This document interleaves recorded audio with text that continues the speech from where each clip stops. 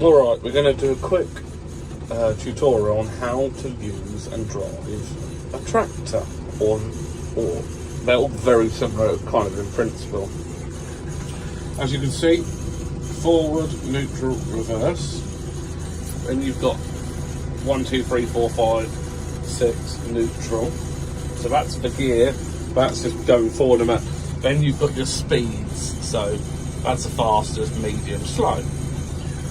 Then you've got your link arms, and then you've got your PTO. These are spool valves and revs. Okay.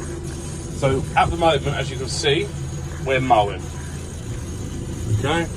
So what we're going to do is we're going to select our gear, which in this case is gear number 1 in rabbit.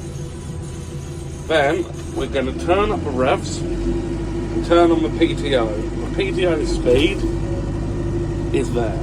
Okay, we want that to be as close to 540 as possible. Okay, so now the mower is on spinning. So what we're going to do is we're going to put it into F. Okay, we're in the gears, so now it's effectively ready to go. So the revs are up, and then you can let go of the clutch, and then we're mowing.